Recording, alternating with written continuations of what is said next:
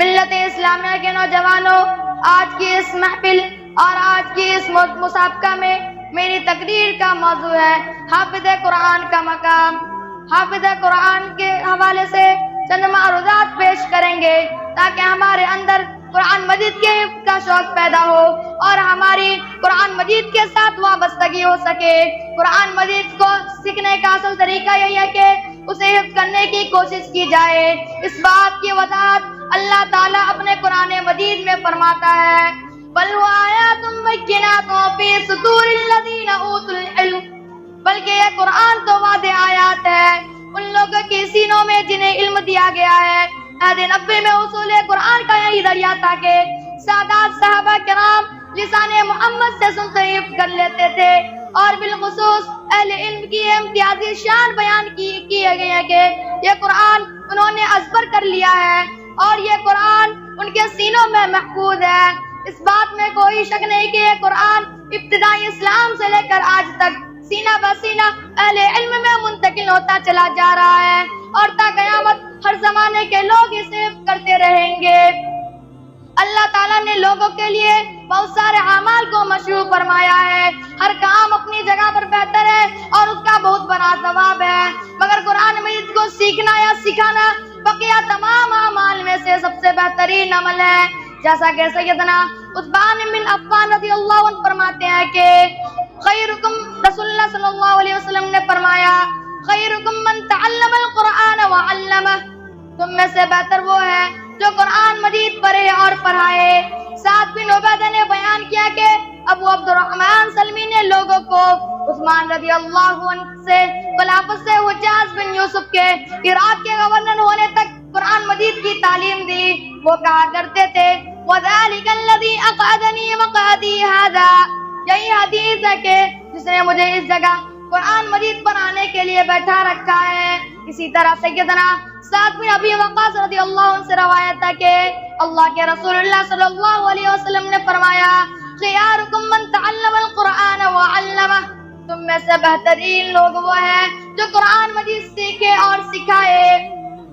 کسی شاعر نے کیا خوب کہا ہے دنیا کی کتابوں میں قرآن چمکتا ہے، قرآن میں اللہ کا فرمان چمکتا ہے۔ عادت جو بنا لے تلاوت قرآن کی، اللہ کی نظروں میں وہ انسان چمکتا ہے۔ محترم حضرات، عاصم رضی اللہ عنہ کہتے ہیں وَأَخَذَ بِيَدِي فَقَعَدَنِي مَقْعَدِي هَذَا أُقْرِئُ،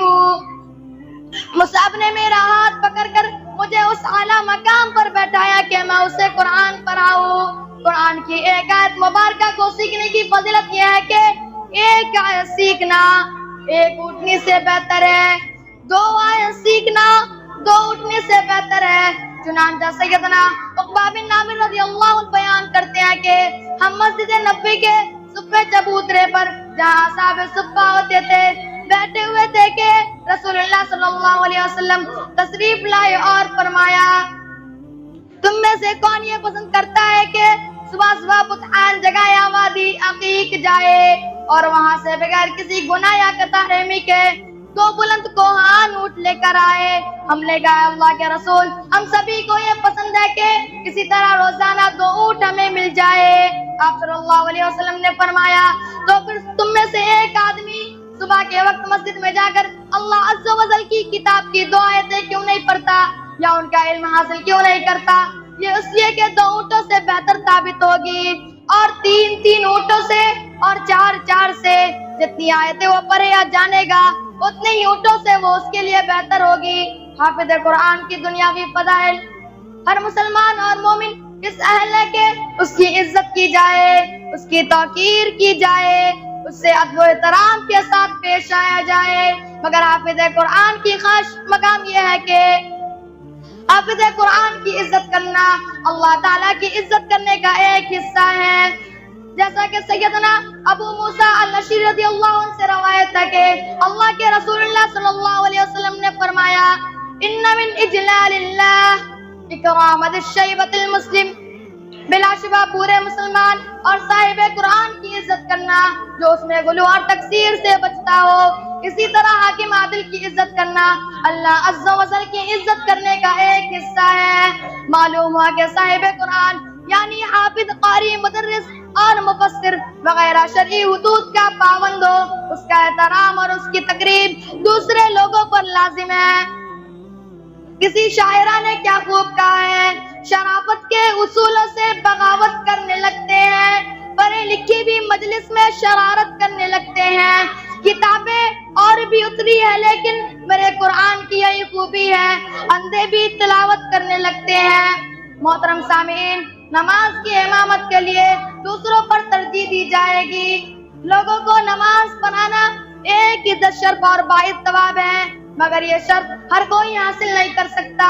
یہ بھی حافظ قرآن عالم دین کی فضیلت ہے، اس کی موجودگی میں کسی غیر حافظ کو اجازت نہیں ہے کہ وہ مصلی رسول پر کھڑا ہو کر نماز پڑھا دے، جیسا کہ سیدنا